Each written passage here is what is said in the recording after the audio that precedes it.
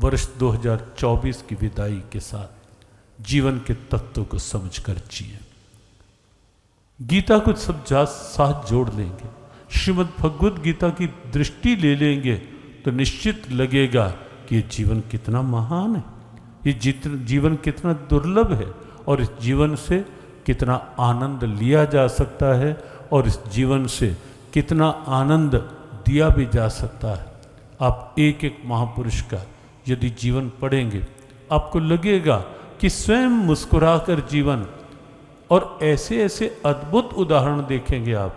गीता से दृष्टि मिली, पंडित राम प्रसाद बिस्मिल राष्ट्रभक्त, लेकिन साथ ही साथ अद्भुत प्रभु भक्त, जेल में रहे,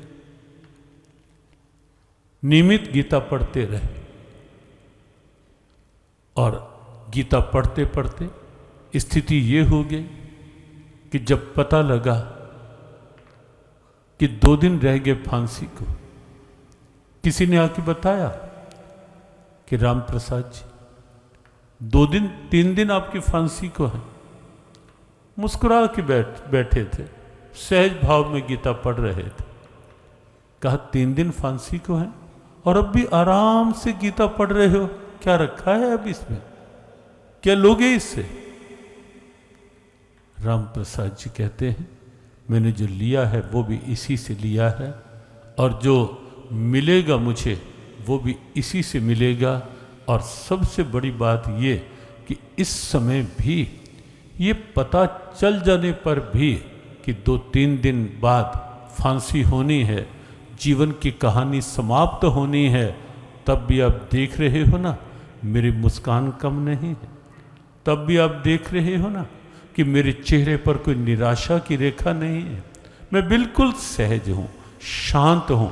ये कहीं और से नहीं मिला, ये ढंग मुझे मिला है, ये भगवद गीता से मिला है। और मैंने भगवद गीता से यही सीखा है कि मृत्यु से पहले मुझे मर मर के नहीं जीना, मौत से पहले के प्रत्येक पल को मुझे हंसकर जीना है, मुस्कुरा कर जीना है। गीत तो कई ऐसे ऐसे गाए गए कि न मुंह छिपा के जियो और न सर झुका के जियो, गमों का दौर भी आए तो मुस्कुरा के जियो। लेकिन जीवन की ऐसी कला जो है वो यदि कोई सिखा सकता है, वो यदि किसी ने सिखाई, वो पावन नाम है, वो पावन प्रेरणा है, श्रीमद् भगवद गीता। श्रीमद् भगवद गीता हर परिस्थिति को, उस हर परिस्थिति में दृष्टि एक ही कि उसकी मौज, उसकी लीला, उसकी कृपा, हर परिस्थिति में यही भाव